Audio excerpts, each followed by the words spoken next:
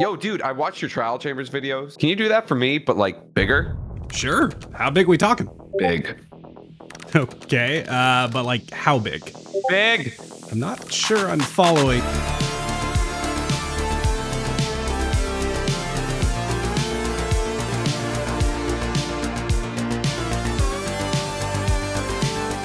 Alright, here's the deal. That chief guy wants to make a video on an infinite trial chambers world. Problem is, he doesn't have one.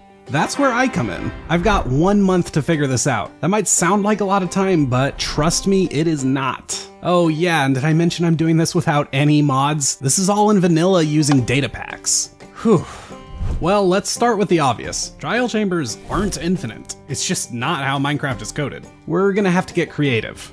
So hear me out. There's a part of the trial chambers called the corridor. It's kind of a central hub for the structure, a big hallway where the individual chamber rooms generate off of. What if we cracked that open and forced it to generate in a large X shape? That way we have these long hallways that go in all 4 cardinal directions. Now they're tileable. If we place these in a grid, we can grow that grid forever. Boom! Infinite trial chambers. Wow, that only took 2 days. That was actually kind of anticlimactic. Oh no. Yeah, the structure is infinite now, but it doesn't feel like it. It's virtually impossible to keep track of where you are in here because everything looks exactly the same. I think the problem is the trial chamber is assembled from a bunch of smaller parts and there simply isn't enough of them to spread out this much. It's plenty to make a single structure feel really different every time, but if you expand that infinitely, you start seeing the same stuff over and over. It's just not enough to go around. So there's really no way around it. I've just got to build a ton more pieces.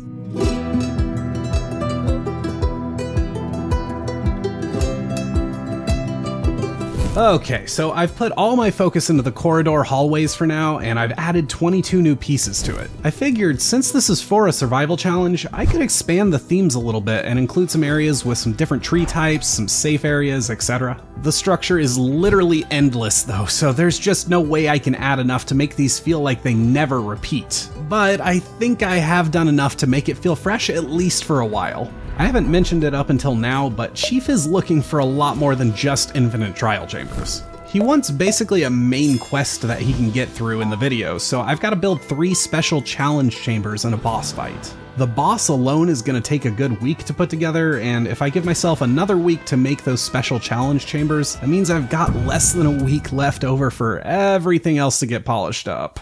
Oh god, I'm freaking stressed, man.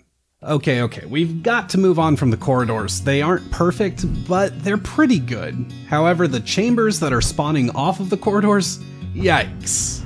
There's about 5 designs that are generating. 5. That's all. And the chambers are probably the most important part too. I mean, what's the point of all these hallways if they don't lead anywhere interesting? But I just don't have time to build another 20 or 30 chambers, and even if I did, the structure is infinite. There really isn't such a thing as enough for this. I do have one idea. It's kind of risky though. I could make them procedurally generated. The thing is, for this to work, I've got to make the most complex procedural generation system I've ever made. If it works though, there will be tens of thousands of unique chambers. You know what, let's go for it. Welp, I'm in deep shit. These chambers are a total disaster. I mean, totally unacceptable. I've been trying to fix them for 3 days and it's just not working. Basically, I have set points on the floor that pull from a huge pool of smaller pieces and create a completely randomized layout. The problem is, it's too random. It's completely nonsensical. It's kinda like expecting to get a cool Lego build by dumping the whole bucket on the floor. I don't know why I thought this would work, but it just doesn't. And if I want to fix it, I'm gonna have to start from scratch. You know what, I'm gonna take a little time to figure out what to do. I really don't know how I'm gonna fix this. Alright, so I got good news and bad news. The good news is I talked to Chief and he's actually also behind schedule, so I've got an extra 2 weeks to work on this. Also, we brought on a friend of mine to build out some extra chambers, so this won't be a complete mess if I can't figure this out. The bad news is I really do have to start from scratch on these procedural chambers. I've got a new plan and I think it will work a lot better. If I set up more rules to make the pieces connect in ways that make more sense, we should get a lot better layouts. I really only have one more chance to get this right though. There's just not time for a third try, so this has to work.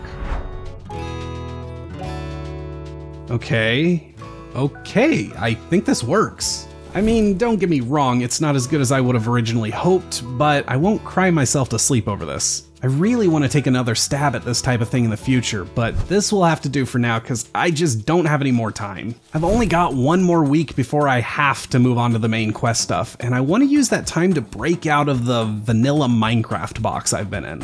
I kind of feel like everything I've done so far is just enough to make you go, yep, that's the trial chambers, but like infinite.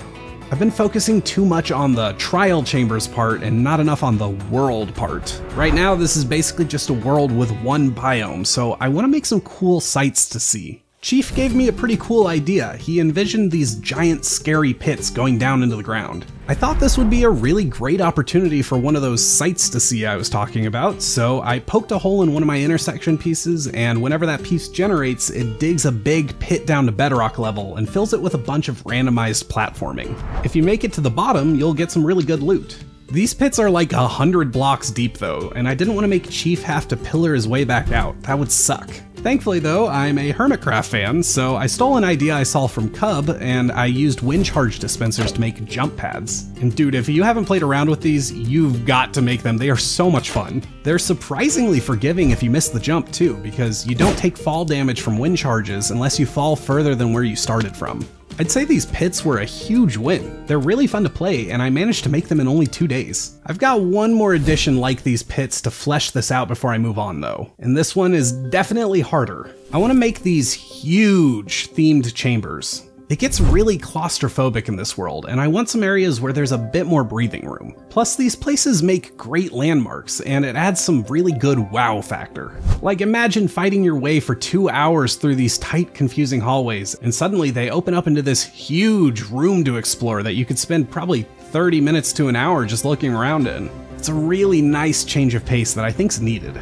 There's some big challenges on the tech and like time commitment side to make this happen, but I realized I could knock out 2 birds with 1 stone here if I make this happen. If I get the system implemented for this, I could also use this to make those 3 special chambers I have to make. So let's do it. I had to do a bunch of math and make a giant room template to a specific size so I could occasionally swap out grid sections with these giant rooms. And then I had to build them all by hand. I made 6 different designs, 3 of which are those special chambers and the boss arena. These took days and days of work. Each one is an adventure of its own. I finished with barely over a week to spare, which gave me just enough time to finish the boss, fill out some smaller features, and do some much needed debugging. I won't give too many details on that last bit though, because this project was a huge amount of work and I am so proud of it. 1,800 lines of code, over 250 additional structure pieces, dozens of custom models and textures, all in about 6 weeks. I want you to see the result how it was meant to be seen, in Chief's video. Go check it out, it's on the screen right now. Also, a quick shout out to Noteblock Matt for letting me use one of his Noteblock covers in this project. I won't spoil it, but it's hilarious. Anyways, thanks for watching, and I'll see you next time. Bye!